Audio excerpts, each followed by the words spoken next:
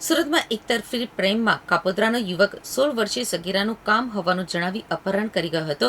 તે સંબંધ રાખવા દબાણ કરી ગળા અને કાંડા ઉપર ચપ્પુથી ઘસરકા કરી ડરાવવાનો પ્રયાસ કર્યો હતો. પણ હિંમતવાન સગીરા મને મારી નાખશે તો તારું જ નામ આવશે તેવું કહીને રોડ વચ્ચે જ બેસી ગઈ તો યુવક સગીરાને પરત મૂકી ગયો. સુરતના કાપોદ્રા વિસ્તારમાં રહેતી અને 12મા ધોરણમાં અભ્યાસ કરતી 16 વર્ષીય સગીરા મંગળવારે સવારે શાળામાં પરીક્ષા આપી ઘર તરફ આવી રહી હતી ત્યારે જ રામકૃપા સોસાયટીમાં રહેતો અને છેલ્લા દોઢેક મહિનાથી આ સગીરાને પ્રેમનો પ્રસ્તાવ મોકલતો ચેતન ઉર્ફે કાનો રમેશ હળેત્રા મિત્ર સાથે બાઇક ઉપર આવ્યો હતો. આ સગીરા પણ તેના પ્રત્યે આકર્ષાઈ હતી, પરંતુ માતાએ સમજાવતા સગીરાએ સંબંધો ઉપર પૂર્ણ વિરામ મૂકી દીધો હતો.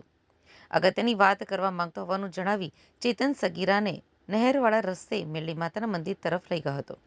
અહીંયા સગીરાના ગળા અને કાંડા ઉપર ચપ્પુના ઘસરકા કરી પોતાની સાથે સંબંધ રાખવા દબાણ કર્યું હતું.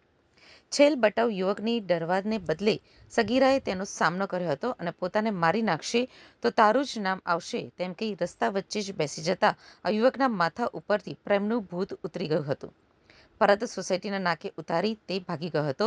અપહરણ, છેડતી તથા પોક્સોની કલમ અંતર્ગત પોલીસે ગુનો નોંધી આરોપી ચેતન ઉર્ફે કાનાની ધરપકડ કરી હતી.